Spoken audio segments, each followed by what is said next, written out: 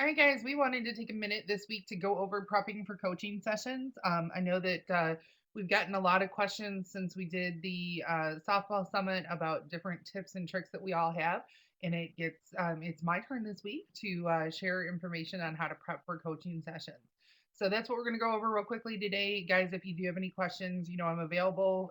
Shoot me a message. The only thing I'm not on is Jabber. So you can use the Facebook group that we use to connect. You can call me 5399 is my extension, or simply shoot me an email. But I want to go ahead and share my screen with you guys and make sure that we're good in terms of how to do this. So this is what my calendar typically looks like. I've got some coaching sessions during the day. I've got some coaching sessions in the evening, and a lot of times I'll have just simply because I need to have coaching sessions kind of back to back to back like this. I don't have a tremendous amount of time to prep between coaching sessions. So one thing that I do is to make sure that I'm very, very efficient in terms of turning around information from one family to the next. And one of the ways that I do that is by getting the information ready to go and making sure that I'm set and ready to go in that respect. So, like, let's say last night I got done with Kayla Fetters, and actually I did get done with Kayla Fetters right about 8:57, and so I had time to put in notes on her coaching session, and then I had to turn things around for Kate Thomas. And so, obviously you search for the student athlete. Very first thing that I do when I have a coaching session is I go ahead and search for the kid's name. I pull my search screen back up to email so I can answer any emails that are coming in, if I've got time during the coaching session. But I automatically click preview profile 4 times. So I am actually opening up Kate's profile multiple times. If you do this with different kids, obviously it screws it up.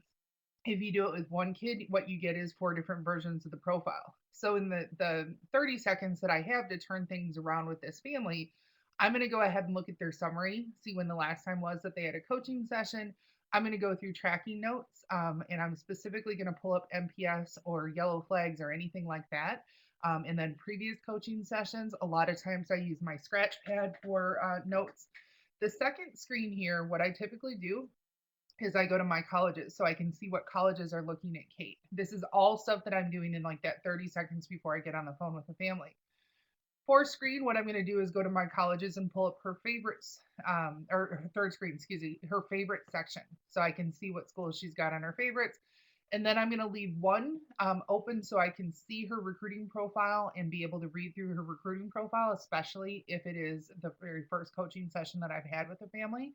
But also, if it's the 10th coaching session that I've had with the family, I'm also going to go through and look at her recruiting profile and see, does the kid have any new PRs? How are things going grade wise? Do they have an updated transcript? All of that kind of information. And then I'm going to kind of leave one there. So in case I do have to look something up quickly in our profile,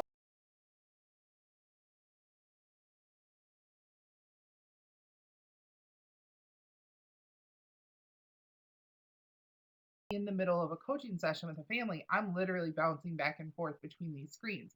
The cool thing is, I don't have to wait for my computer to catch up.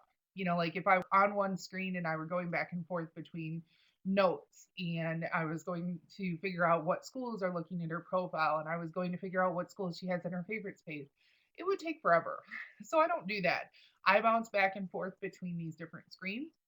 When it comes time to end the coaching session, I start closing down my screens. I keep the main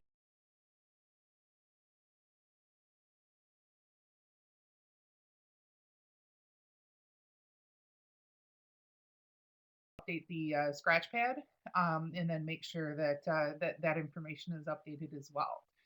So, guys, you can turn around families very quickly by using the multiple windows technique. It's something that's worked very well for me.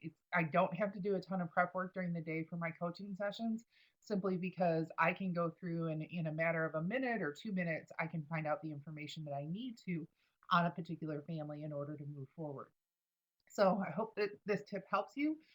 Certainly reach out with any questions that you have and make sure that we're all